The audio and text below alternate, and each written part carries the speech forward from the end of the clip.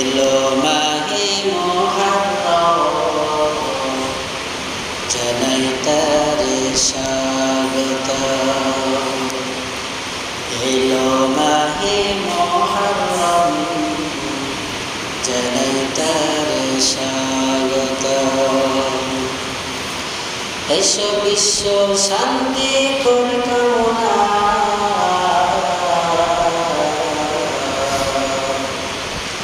এসো বিশ্ব শান্তি করি কামনা,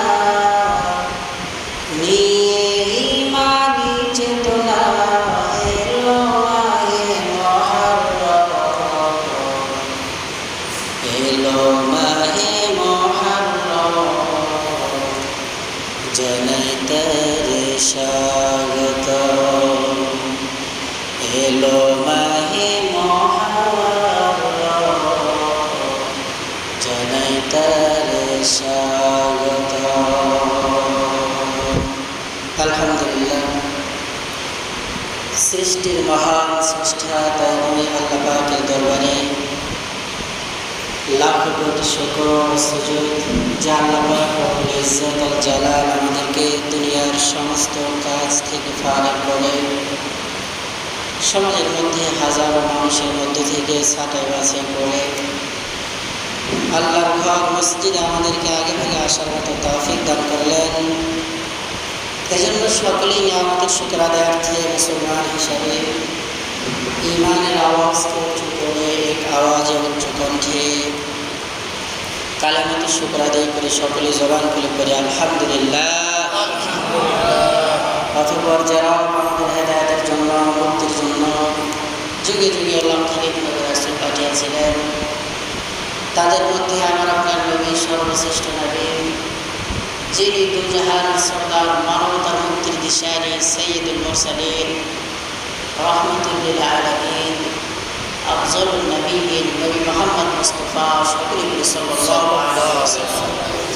মুহতারাম মুসলিমিন, কোরআন কারীমের আয়াতের মধ্যে থেকে একটি আয়াত কারীমা তেলাওয়াত করেছি। নবীজি সাল্লাল্লাহু আলাইহি ওয়াসাল্লামের অসংখ্য অগণিত হাদিসের ভান্ডারের মধ্যে থেকে একটি হাদিস পাঠ করেছি। তেলাওয়াতকৃত আয়াত ও হাদিসকে সামনে রেখে মুহররমুল হারাম, মুহররম মাসের আজমত সম্মান সম্পর্কে কিছু বলার চেষ্টা করব ইনশাআল্লাহ। সব কিছুরই শুরু আছে, আবার শেষ হয়ে যায়। প্রত্যেকটা জিনিসেরই অস্তিত্ব আসে, সময় ফুরিয়ে গেলে আবার অস্তিত্ব বিলীন হয়ে যায়। একমাত্র আল্লাহ তাআলা ব্যতীত প্রত্যেকটা সৃষ্টির অস্তিত্ব আছে, আবার অস্তিত্ব এক সময় বিলীন হয়ে যায়। সূর্য সকালবেলা পূর্ব দিগন্তে সূর্যের আবির্ভাব ঘটে, তো সন্ধ্যাবেলায় আবার পশ্চিম আকাশে অস্তগমিত যায়, ডুবে যায়। সূর্য ডোবার পরপরই আল্লাহ পাকের হুকুমে চন্দ্র চাঁদ আসমানে মিটি মিটি আলো প্রদান করে। তা আবার যখন ফজর ঘনিয়ে আসে, সুবহি সাদেক আসে, সূর্য ওঠার সময় যখন হয়ে আসে, ঘনিয়ে আসে, তখন এই চাঁদটাও আবার বিলীন হয়ে যায়। রাতের বেলা আসমানে মিটি মিটি তারা দেখি, দিনের বেলা আমরা দেখি না। রাত আসলে তারা তাদের আলোটাকে প্রকাশ করে, দিন আসলে তারা হারিয়ে যায়। এরকম করে করেই আবার আপনার জিন্দেগি থেকে আল্লাহ পাক রব্বুল আলামিনের সৃষ্টিকৃত ইন্না ফি খালকিস সামাওয়াতি ওয়াল আরদ ওয়া ইখতিলাফিল লাইল ওয়ান নাহার, আল্লাহ পাক রব্বুল আলামিন দিন সৃষ্টি করেছেন। আল্লাহ পাক রব্বুল আলামিন নাহার মানে দিন সৃষ্টি করেছেন, লাইল মানে রাত, রাতও সৃষ্টি করেছেন। খালকিস সামাওয়াতি ওয়াল আরদ, আল্লাহ পাক আসমান সৃষ্টি করেছেন, জমিনও সৃষ্টি করেছেন। তাবারাকাল্লাযী জাআলা ফিস সামাই বুরুজা ওয়া জাআলা ফিহা সিরাজা ওয়া কমারান মুনিরা, আল্লাহ পাক চন্দ্র সূর্য, এক কথায় আমরা যা কিছু দেখি সব আল্লাহ পাক রব্বুল আলামিন আমাদের জন্যই সৃষ্টি করেছেন। কাদের জন্য? আমাদের আশেপাশে যা কিছু আমরা দেখি জমিন আমাদের জন্য, জমিনের উপরে গাছ আমাদের জন্য, জমিনকে স্থির রাখার জন্য পাহাড় আমাদের জন্য, জমিনের উপরে যত ফসল হয় সব আমাদের জন্য। ফসল হইতে গেলে জমিনের উপরে, জমিনকে নরম করতে গেলে পানি ছাড়া উপায় নেই। পানি ছাড়া উপায় আছে? তো আসমান থেকে আল্লাহ পাক রব্বুল আলামিন বৃষ্টি বর্ষণ করেন, তাও আমাদের জন্য। যত পশু পাখি, গাছ, তরুলতা, যা কিছু আমরা দেখি, দু চোখে আমরা যা কিছু দেখি আর না দেখি, যারা তাবলীগে আসে তারা এই কথাটা বারবার বলে যে দু চোখে আমরা যা কিছু দেখি আর না দেখি সব আল্লাহ পাকের সৃষ্টি মাখলুক। আর এ সব কিছু যিনি সৃষ্টি করেছেন তিনি হলো খালেক। তিনি কে? খালেক, মানে যিনি সৃষ্টিকর্তা, যিনি সব কিছুকে অস্তিত্বে এনেছেন। তা আমাদের আশেপাশে যা কিছুই আমরা দেখি সব আল্লাহ পাকের সৃষ্টি, আর এগুলো আল্লাহ পাক রব্বুল আলামিন বানিয়েছেন আমাদের জন্য। আর আমাদেরকে আল্লাহ পাক রব্বুল আলামিন বানিয়েছেন শুধুমাত্র আল্লাহ পাকের গুণকীর্তন, তাসবিহ, তাহলিল, আল্লাহ পাকের ইবাদত করার জন্য। কি বুঝে আসে? আল্লাহ পাকের ইবাদত যদি কোনো ব্যক্তি করে তাহলে আল্লাহ পাকের দেয়া সমস্ত নাজ নিয়ামত ভক্ষণ করবেন, কোনো হিসাব দিতে হবে না। আর কোনো ব্যক্তি যদি আল্লাহ পাকের আহকাম, বিধিনিষেধ মেনে না চলে, ইবাদত বন্দেগী না করে, তাহলে আল্লাহ পাকের দেয়া যত কিছু আপনি ভক্ষণ করবেন সব কিছু পাই টু পাই হিসাব আল্লাহ রাব্বুল আলামিনের আদালতে দিতে হবে। কারণ সব বানিয়েছেন আমার জন্য, আর আমাকে বানিয়েছেন আল্লাহ পাক আল্লাহ পাকের ইবাদতের জন্য। আল্লাহ পাকের ইবাদতের প্রতি আমাদের খুব মনোযোগ থাকা চাই। তো যে কথাটা বললাম যে আল্লাহ পাক রাত দিন সব কিছুকে সৃষ্টি করেছেন, সব কিছুরই শুরু আছে আবার শেষ হয়ে যায়। রাত চলে গেল, দিন আসলো, একটা রাত চলে গেল আমার জিন্দেগি থেকে 12 ঘন্টা। আবার একটা দিন আমি হারিয়ে ফেললাম আমার বেঁধে দেওয়া সময় থেকে। 60-70 বছরের জিন্দেগি গড়াইও এখন 60-65, 60-70 বছরের জিন্দেগি। মানুষের হায়াত বাড়ে না, মানুষের হায়াত কমে। মানুষের হায়াত কি করে? কথা বলেন। মানুষের হায়াত কমে। ধরেন আপনি 60 বছর বাঁচলেন না, 60 বছর 30 দিন, আজকে একটা দিন চলে গেল, তাহলে আপনি একদিন কম বাঁচলেন। তাহলে 60 বছর থেকে একটা দিন চলে গেল, 60 বছর থেকে একটা সেকেন্ড, একটা মিনিট আমার আপনার জিন্দগি থেকে কমে গেল। এজন্য মানুষের হায়াত বাড়ে না, মানুষের হায়াত কমে। মানুষ বলে যে আমার হায়াতটা বাড়তে বাড়তে আজকে 30 বছর আসবে, এরকম গল্প করে কিনা? এরকম না, মানুষের হায়াত কমে, মানুষের হায়াত বাড়ার তো কোনো প্রশ্নই আসে না। এজন্য আমার আপনার জিন্দেগি বেঁধে দেওয়া সময়গুলো দিন রাত চলে গেল। এরকম করে করে 1 সপ্তাহ চলে যাবে, এরকম করে করে একটি মাস চলে যাবে, এরকম করতে করতে 12 মাস চলে যাবে, 1 বছর চলে যাবে, 12 বছর চলে যাবে, এরকম করতে করতে শতাব্দী যদি বাঁচিও আমরা কেউ, তারপরে শতাব্দীর পর শতাব্দী চলে যাবে। কিন্তু আমার আপনার বেঁধে দেওয়া সময় আমি কি করলাম? আল্লাহ পাকের আদালতে কি জবাব দিব? আমি কি জবাব দিব? ये अमानत चंद रोज़े मज़दमास्त दर हकीकत मालिके से खुदास्त। ये अमानत সব কিছুই আমার আপনার নিকটে আমানত। আমানতের খেয়ানত করলে খবর আছে না নাই? কথা বলেন। দুনিয়াতেই খবর আছে না নাই? আমানতের খেয়ানত করলে দুনিয়াতেই তার সাজা আছে। আমানতের খেয়ানত করা যাবে না। এই আমানত চাঁদে রোজে মজদমাস্ত সব। আমিও তো শেখপুরের ওলামায়ে কেরামের কেশিয়ারের দায়িত্ব পালন করি। মোটামুটি সবসময় 3-4 লক্ষ টাকা কাছে থাকি মাস গেলেই। তো মাস শেষেই আমাকে হিসাব দিতে হয়। আমানত। এক সদস্য একদিন বলতেছে, আপনি একদিন হিসাব দিলাম 2.5 লক্ষ টাকা। বলছে টাকা কই? টাকা নিয়ে যদি আমি রাতে আসি তাহলে আমার খবর আছে না নাই? অ্যাক্সিডেন্ট হয়েও যেতে পারে। বললাম টাকা যদি দেখতে চান তাহলে আগামীকাল হয়তো গাড়িতেও যেতে হবে, তাহলে আমার বাসায় আসতে হবে, কারণ আমি টাকা নিয়ে ঘুরতে পারবো না। কারণ তার প্রশ্ন করা ঠিক আছে, আমার কাছে তারা আমানত রেখেছে, আমি দেখাইতে বাধ্য যেই টাকা রেখেছে সেই টাকাই দিতে হবে, এটাই হলো আমানতদারিতা। মসজিদের কেশিয়ার, কোনো সংস্থার কেশিয়ার আপনাকে একজন চকচকা টাকা দিল, 50,000 টাকা, ধরেন 1,000 টাকা একজন চকচকা দিল, আপনি মনে করলেন চকচকা টাকাটা রেখে মানে পুরাতন একটা টাকা রাখি, আমার মতো খেয়াল যেটা আপনার কাছে রাখা হবে সেইটাই আপনাকে দিতে হবে, 4 আনা হোক, 1 আনা হোক, আর 1 টাকা হোক, আর 2 টাকা হোক, আর 5 টাকা হোক, এটাই হচ্ছে আমানতদারিতা। আর খেয়ানত করলে খেয়ানত করা যাবে না। এই আমানত চান্দে রোজে নজদে মাস্ত দর হাকিকত দুনিয়ার আমানতদারিতা যদি আমার কাছ থেকে হিসাব চাইতে পারে, আর আমি যদি হিসাব দিতে বাধ্য হই, কারণ আমাকে তো হিসাব দিতেই হবে, তা আমার আপনার কাছে যা কিছু আছে সব আল্লাহ পাকের দেয়া আমানত। এই আমানত চান্দে রোজে নজদে মাস্ত, চাঁদ মানে কিছু, রোজ মানে দিন, মানে কিছু দিনের জন্য, নজদে মাস্ত, নজদ মানে নিকটে, মাস্ত মানে আমার নিকটে আল্লাহ পাকের পক্ষ থেকে।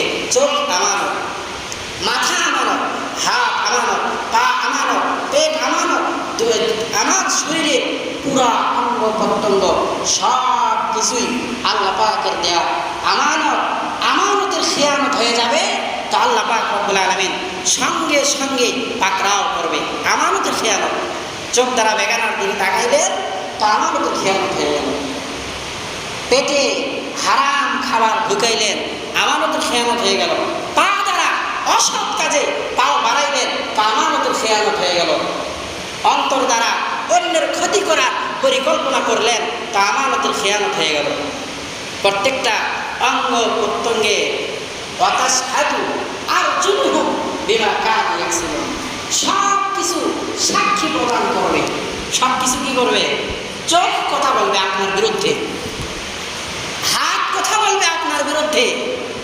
আদালতে যদি আপনার ভাই আপনার বিরোধিতা শুরু করে, বাঁচার কোনো রাস্তা নেই। আদালতে যদি আপনার বাবা আপনার মা আপনার বিরুদ্ধে কথা বলে, আপনার বাঁচার কোনো রাস্তা নাই। আদালতে যদি আপনার একেবারেই জানে দেগার দোস্ত বন্ধু কথা বলা শুরু করে, রেহাই পাওয়ার কোনো রাস্তা নাই, কারণ তারা নিকটবর্তী মানুষ, তারা সব জানে। আল্লাহর আদালতে সব অঙ্গ প্রত্যঙ্গ আমারই সব কিছুদিনের জন্য চাঁদের রোজে নজদে মাস, আল্লাহর আদালতে কিয়ামতের দিন সব কিছু জবান খুলে যাবে। আপনি কতটা অসহায়, সবাই আপনার বিরোধিতা করবে, সবাই আপনার বিরোধিতা করবে, আপনি কতটা অসহায়।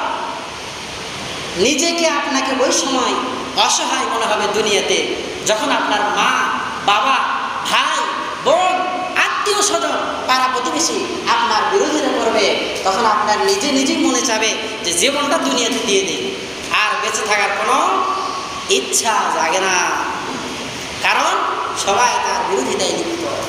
আর সবাই যদি আপনার বন্ধু হয়ে যায়, মা বাবা ভাই বোন আত্মীয় স্বজন পাড়া প্রতিবেশী, তখন আপনার 1000 বছর বাঁচার ইচ্ছা হবে। মানুষ দুনিয়াতে থাকতে চায় না কখন?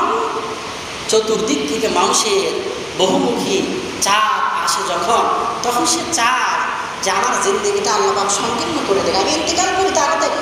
আর মানুষের যখন অনাবিল সুখ শান্তি, পাড়া প্রতিবেশী সবাই ভালো, পরিবারের সবাই ভালো, সবাই ভালোবাসে, তখন মানুষ চায় যে আমি 1000 বছর বাঁচি। কেন?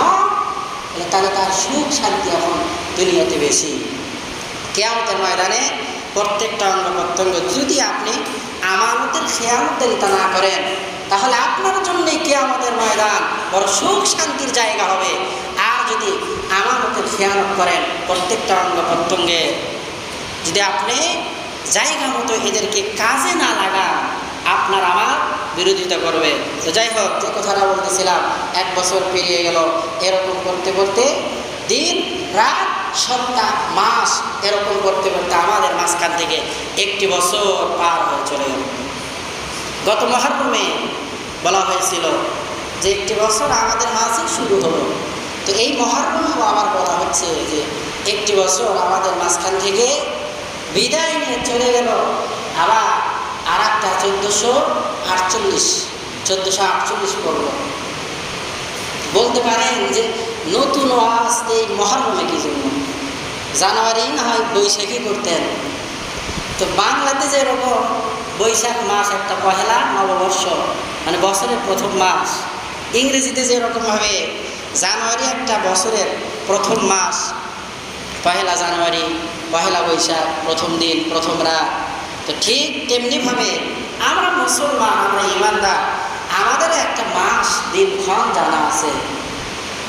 তবে বাংলা না জানলে কোনো ব্যক্তির গুনাহ নাই, ইংরেজি মাসের গণনা না জানলে কোনো ব্যক্তির গুনাহ নাই।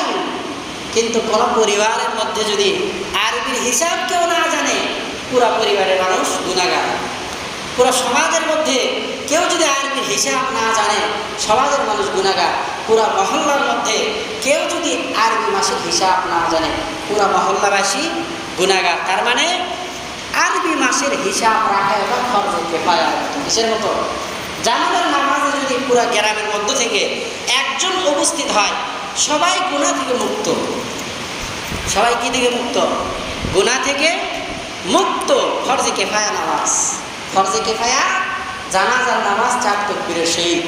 যাই হোক, আরবি মাসের গণনাও পুরা গ্রামের মধ্যে থেকে কমসে কম একজন যদি রাখে, পুরা মহল্লাবাসী, গ্রামবাসী সবাই গুনাহ থেকে মুক্ত। আর কেউ যদি না রাখে হিসাব, সবাই গুনাহগার। রমজানে ইতিকাফ করি আমরা শেষের 10 দিন, যদি কেউ না করে সবাই গুনাহগার। একজন করলে সবাই গুনাহ থেকে মুক্ত। একই পরিমাণের প্রাধান্য দেওয়া এই আমলকে যে আরবি মাসে হিসাব কয়জন রাখে? কথা বলেন, কয়জন রাখে? খবর আছে কারো? যে আরবি নববর্ষ গেল আমাদের বুধবারের দিন, খবর আছে কারো? কারো খবর নাই যে আমাদের আরবিতে একটা নববর্ষ আছে। নববর্ষে প্রথম মাস মুহররম, আইন মুআজ্জম, আজিম, সম্মানের দিক দিয়ে কত আজিম এ মাস। ইন্না ইদ্দাতাশ শুহুরি ইনদাল্লাহ 12 শাহরা। বছরের গণনা হিসাবে মাস সমূহ আল্লাহ পাকের কাছে 12 মাস। এই 12 মাসের মধ্যে 4 মাস হুরমতের মাস, জিলকদ, জিলহজ, মুহররম, রজব। এই 4টা মাস হলো হুরমতের মাস।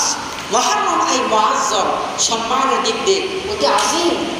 আল্লাহ পাকের ক্ষেত্রে আল্লাহ পাক রব্বুল আলামিন আজিম শব্দ ব্যবহার করেছে। আল্লাহ কত আজিম, যেই বরের কোনো সীমারেখা নাই। ইন্না শিরকা লাযুলমুন আযীম, শিরক কত বড় জুলুম, কত বড় পাপ, লাযুলমুন আযীম, যেই বড় পাপের কোনো সীমারেখা নাই।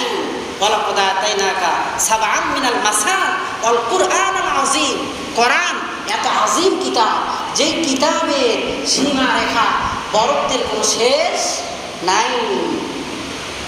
কয়েকটা জায়গায় আল্লাহ পাক আজিম শব্দ ব্যবহার করেছেন কোরআনের ক্ষেত্রে। ওয়াল কুরআনুল আযীম, ইন্না শিরকা লাযুলমুন আযীম, আল্লাহু আযীম, আল্লাহ পাক আযীম।